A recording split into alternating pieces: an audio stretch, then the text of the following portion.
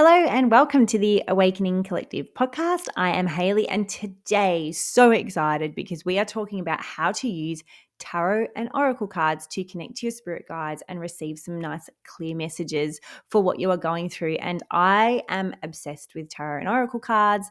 It is like sort of my go-to thing that I do when I'm in a bit of a situation where I'm unclear, or even just really just to sit down and connect, on a day-to-day basis. I love to pull a daily card just to see, where my day might go to, or how I need to be, or what I need to embody today. So I'm really excited for this podcast and to share my insights with you. So tarot has been, like I said, just a huge thing in my life, and just like I said, a way that I love to connect. It started quite a while ago, got to be 20 years plus now. My mum and I did a tarot course together. It was a 20-week course. It was really full on, but it was absolutely amazing. And we went to an open day at a wellbeing center where they, did meditations and different courses in past lives and tarot and all this kind of metaphysical stuff. And so we went to this open day, and they had all different people speaking about the different courses that they had. And this lady was speaking about the tarot course. And my mum said, "Oh, this would be fun. We could do this." And I said, "Oh, Mum, I can't do tarot. I can't speak to dead people."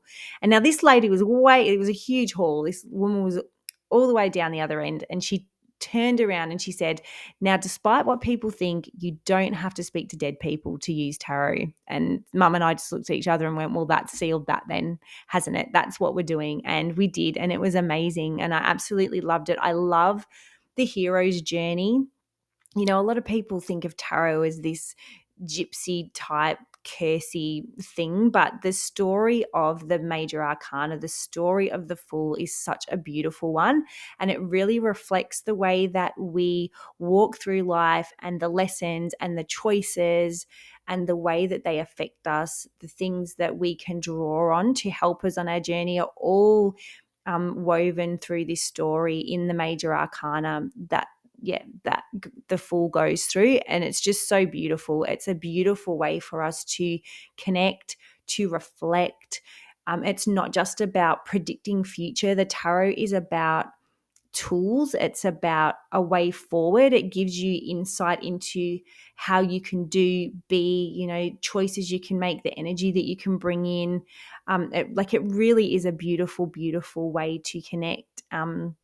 And anyone can use the tarot because it is about the pictures. It is about the journey. It is about what you can see in front of you and just creating a beautiful story around what you're seeing. So it's a beautiful way to get into connection, because it's not something where you feel like you have to be able to see through clairvoyance or hear or any of those things. So it's a great introductory to having a better connection with guides, with your higher self, with past over loved ones even. So yeah, it's a beautiful, beautiful thing, and I absolutely love it. So like I said, you don't have to be able to speak to dead people or have a deep connection in order to read the tarot, because it's all about what's coming through in the cards. It's about the numbers, the colors, what's happening in the cards, what you can see the people doing, the interactions that are going on. So it sort of bypasses that overthinking, and you can just sit back and create a scene and create a story. So it's really an expansive way to just start getting creative, because once you're getting creative, you become expansive, and then more things start to come in. And so you find that as you sit and start working with the tarot, and even just with your normal oracle cards, okay, this isn't just about tarot, this is about oracle cards as well. And when you're looking into the pictures, when you're looking into the colors, when you're seeing what's happening, when you're in that creative space, that then opens up. So you will start going, "Oh, I'm starting to feel happy," or "It's making me feel confused," or "It's making me feel excited," or maybe you do then start getting things come into your mind of different things that have happened in your life that could relate to this card. So once you're in that space, it opens a way for your clairs to become a little bit stronger, and you can start to notice those a little bit more. And it helps validate little nudges too, right? So even if last week we talked about intuition. So if you've been getting an intuitive hit on something, but you're not sure, and you bring the cards out, it can really validate. And so then that helps you trust in your intuition more. So it all kind of works together to just help start expanding everything, your connection to God, your connection to your intuition, and helping you along your path. And so when you start working with tarot cards, with oracle cards, there are some things that can happen, and you can get things like the same card keeps coming out over and over again, which happens a lot. And we've talked about this before, but a lot of the time when that happens, are you taking action on what that card is saying? So maybe you keep getting to walk in nature or to drink more water or whatever it is. Make sure you are doing that. If you start actually doing what is on that card won't come through to you as much. You may get repeating symbols, repeating numbers, through different oracle decks. If you're using tarot and oracle and you're like me, you've got like 40 different decks, but the same number comes out or the same type of card comes out, the same type of depiction comes out. So that's a way that, they're really trying to bring a message through to you. And if you're really starting to experience strong emotions with cards too, that's a sign that you're really on the right track and that somebody's really trying to communicate and speak to you through those cards. So when we sit down to work with our cards, we always want to make sure that we are setting an intention and that we are creating great energetic space both within our own system and within where we actually physically are, so that we can make sure that we're bringing through the right connection and we are in a really good space to open up into expansion. So, you can sit down, you can light a candle, you can do some incense, you can do some sage, do a little meditation to make sure that you're really grounded and connected into earth, to make sure that you are opening up that pathway and that beautiful channel of light to source point, bringing forward your intuition, bringing forward your soul self or higher self, bringing forward guides if you want to work with them. I think I've mentioned this in a podcast before, but just make sure that if you're sitting down to do this, especially in the beginning, that you're not bringing forward everybody. If you want to bring in an outside guide, just ask for one who is working with you in the situation that you're asking about, because the more you bring forward, the more guides and people that you invite into the space, the bigger and heavier the energy is and the more confusing it can be, because everybody has their own perspective. It's just like being in a room full of people. And I think I used this analogy when I did mention this in a podcast before. If you've got something going on in your life and you invite all of your family and friends over and say, okay, help me, give me your perspective on this, and 30 people start giving their own perspective with their own situations that they've been through, it's going to be very overwhelming. And the same thing can happen with crossed over loved ones or with your guides and angels. Yeah, the more you invite into your space, the more perspective you have, the more confusing it can get. So I would highly suggest just bringing forward one guide when you sit down and set your intention, and that's all about just shuffling those cards and asking a simple question. And you can do this to connect to your guides, saying, what are you helping me with at this time? Or you can, it's very hard. You've got to be really intentional about the way that you ask questions as well. Just saying, am I ever going to get a new job is a little bit like, you can't get a yes or no answer from that. What I would be asking in that situation is, what do I need to be, or what do I need to embody? What do I need to let go of? What energy do I need to bring in? What action do I need to take? Something like that, in order to get a new job, or in order to get this new job. So it's more about heralding in a way of being or an action, something that you need to let go of, rather than asking am I going to get a new job, yes or no, because there's no yes or no cards in a way. And sometimes what we're trying to herald in and what we're trying to bring forward, we do need to embody or let go of something, step into a different kind of energy in order to manifest that into our life. So the way you set your intention and the way you ask your question is really, really important.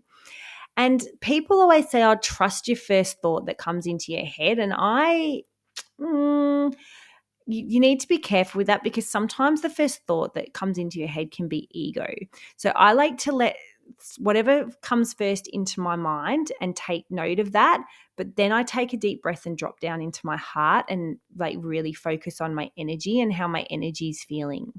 So yeah, I like, as much as I kind of, yes, sometimes the first thing that comes into your mind is the right thing, we also need to be really careful, because sometimes what comes into your mind and what is actually deep in your heart are two completely different things.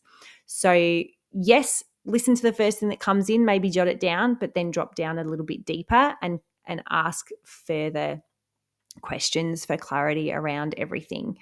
So we can do so many different types of tarot spreads. There's so many, and even oracle spreads, from simple, just pulling out one card, asking a question, to a past, present, future, to, the big, what's the spread? I can't believe I've just forgotten what that's called. The Celtic cross spread, we can do, or, a year spread. I'd like to do that on my birthday. Like, I start with July up the top and I do month by month as I go around, like, the type of energy that's coming in those months for me, and things that, I need to be aware of, or things that I'm going to be stepping into or experiencing. So there's so many different spreads that we can be using, and it's so fun to try different ones. You can do them for akashics, for past lives, for, I tend to steer away from relationship spreads. I think we get a little, yeah, I tend to steer away from those, but you do you. I think relationships is a tricky one, and we need to be very careful that we're not trying to pry into how somebody else is feeling about us. Um, we need to work more on how we feel in a relationship, what we're bringing to the relationship, and what we need to, like I said, bring in, let go of, in order to herald the relationship that we want into our life. So we need to be very careful of how we word things, do things around relationships, I think. But yeah, so there's so many different spreads, and it's so good to get creative and to play. Guides, angels, they love play. They love being able to connect in ways that are fun. And so tarot and oracle brings that forward. And the more open you are like that, the more fun that you're having, the more creative that you're being, the more expansive you're then being, which means the more that you are going to actually open up your clairs and start getting, for want of a better word, stronger messages coming through. So again, we just want to talk about common blocks when it comes to reading tarot, when it comes to connecting in, and it always comes down to doubt and second guessing. So what I really highly suggest is, whenever you're doing any work like this, whether it's in meditation or even, working with your tarot and oracle cards, journal afterwards. Write down what you got, and write down the feelings that you got, write down the images that came through, and look back on it, a week later, and go, okay, did any of this happen? Was how I was feeling? Have I stepped into this? Have I taken this action? And how did it change what was going on in my life? So this validation is how we stop second guessing. But if we do it in our oracle spread, or we ask for advice from guides and then we just forget about what they've said, we're not going to see how it's actually shown up in our life. So if you can journal, or I highly recommend journaling after you've done it, or writing down the cards that you got, what you felt with it, so that you can look back and get that validation, and that's going to stop you from second guessing yourself. And also, there's also that fear of getting it wrong. And I think that comes from expectation, though. I think when you expect a certain outcome, when you expect cards or angels, guides to give you a certain message, you think you're getting it wrong because it's not what you wanted it to be, if that makes sense. But again, writing it down is going to really help you get through that and get over that. And so when you see that validation, then it's going to, again, like I just said, give you a stronger sense of what you're getting is right and is validated. So the other thing is, if you're feeling disconnected, and sometimes what happens is we'll ask a question and we'll pull cards out and we'll go, nah, that's not right. And so when that happens, it could be that you haven't cleared your space very well, and there are cheeky monkeys in there, like, distorting your field, or maybe the way that you ask the question didn't kind of connect properly with who wants to bring the information through. So if you do and there's a difference between putting out cards and going, oh, that doesn't feel right, and putting out cards and going, oh no, because you know that what they're saying is right, and you know the difference between the two. So I'm not going to go into all of that. But if it does feel like it's just not for you, just shuffle them again and start again. Think, okay, how did I ask the question? Can I ask that question a little bit better? Just make sure you've really moved everybody out of your space. Make sure your space is clear, and then put them out again. Because that can happen. Sometimes we do lay them out and go, nah, that's not resonating at all. So yeah, just do it again. Or maybe the deck's not resonating. We want to make sure that when we sit down to do this, especially if you do have a lot of decks to choose from, what is the deck that is really calling you today, and use that intuition and act on that intuition. Don't go, oh no, but I want to use these ones. If your gut's going, no, use these. I mean, I'm looking at some on my desk right now, say my guts are saying elemental oracle, but I like the look of the angels and goddess ones today. I'm going to have to pick the elemental oracle because that's what my gut's saying. Whether I feel like I want to use, I don't know, whether my brain or my humanness wants them or not. I need to pick those elemental oracle because that's what I'm being guided towards.